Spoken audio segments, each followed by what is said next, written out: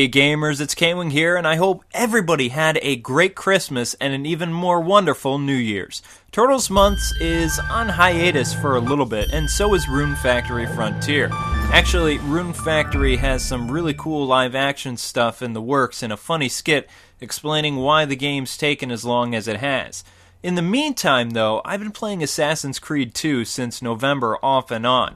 I really liked most of what this game had to offer. Actually, I enjoyed the game as a whole a lot better than Creed 1. Still, that doesn't mean this game doesn't have chinks in its armor. I know I was going to review this game for Got Game at the beginning of this year, however, I came into some controversy with the game and wasn't able to. Now I will be reviewing the most in-depth and awesome Assassin's Creed 2 review on the internet. I will be going into everything that this game has to offer.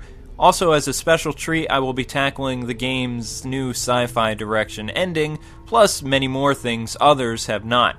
Being that this is still part of Season 4, I don't really have a number worked out just yet. So just sit back and relax, grab your favorite beverage and snack food. It's going to be a wicked long episode.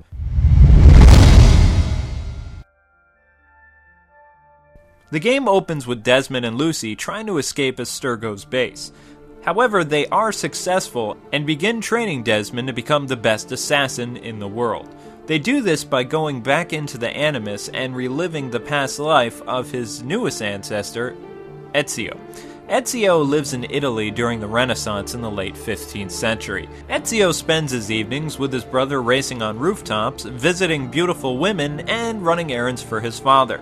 Unbeknownst to Ezio, his father is actually a famous assassin, and his life is about to be changed forever. His father is arrested and calls Ezio and tells him to go to the hidden room in his office and take the contents with him. The next day, Ezio watches in horror as his father and brothers are executed for high treason.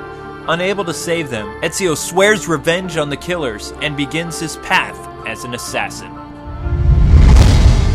Assassin's Creed 2 is a non-linear third-person action-adventure game and offers a lot of open-ended goodness. Players take on the role of Desmond, and it takes place in a fictional world of 2012, and has Desmond training to be an assassin by entering the Animus 2.0 and becoming his ancestor, one of them. The Animus allows Desmond to relive Ezio's footsteps and is a fictional retelling of past historical events.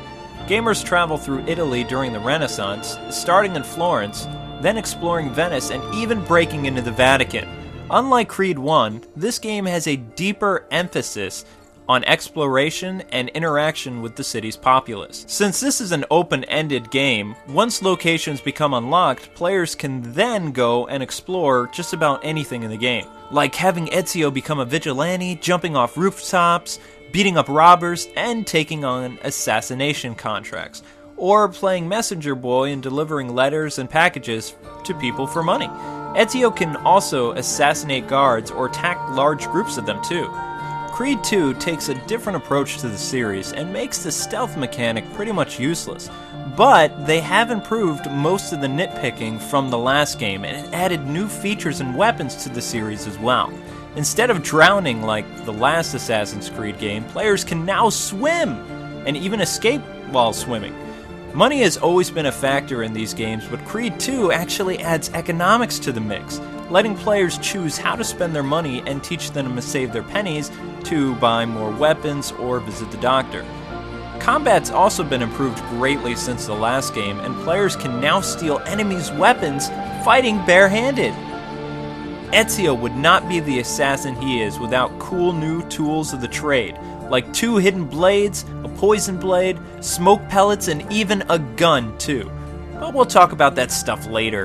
A database has also been added to this game which provides extra historical info about some landmarks and characters that Ezio has assassinated. The health system is very different in this game too, and Ezio can actually recover from most minor injuries by having his health regenerate over time. But impatient players can always visit doctors and buy medicine and even get healed from the doctor for a price. A day and night cycle has been also added to this game. The actual story for the game is set around Ezio assassinating people responsible for his father and brother's deaths. Even so, you can take your time beating the game, and you don't have to worry about going through the story because you can always pick up the story after you go and play some missions for fun. Alrighty, the gameplay combines a lot of different elements and even vehicle stuff on the side too. Examples, players can ride horseback, driving a carriage to safety, joyriding one of Leonardo's flying machines, and even rowing a gondola in Venice. Although the PS3 controller, again, has no motion abilities for this game, and after the disaster that was Lair, I wouldn't blame them. Being an assassin, gamers have a lot of abilities at their disposal. You see that list of commands in the top right corner? This is how you control Ezio's different abilities. Depending on what action the assassin is doing, the command options will change. For instance, when players are swimming in the water, it will let you dive under the water by pressing the X button, or you can swim faster by holding in the X button and R1 at the same time. Ezio also has enhanced Eagle Vision, unlike his ancestor. He can use it while moving about.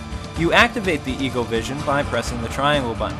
This mode is similar to Batman's Detective mode in Arkham Asylum, where it highlights the player in blue and enemies and locations where you need to go in red. Ezio can also climb just about any surface in this game. This is where the acrobatics part of the controls come to play. To climb, simply press the X button, grab ledges with the circle button, and free run by holding in X and R1, just like when you're swimming. In this mode, Ezio will move freely, leaping about and looking similar to the Prince of Persia too. A young Leonardo da Vinci helps the player by creating new weapons from the codex pages that Altair left for future descendants. This provides new weapons and also unlocks the ability to buy different types of swords, cutlasses, maces, axes, spears, and daggers, all of which can be used in combat. Since the combat is so much better than Creed 1, I will share some of my thoughts for later in this review. In order to attack in this game, hit the square button.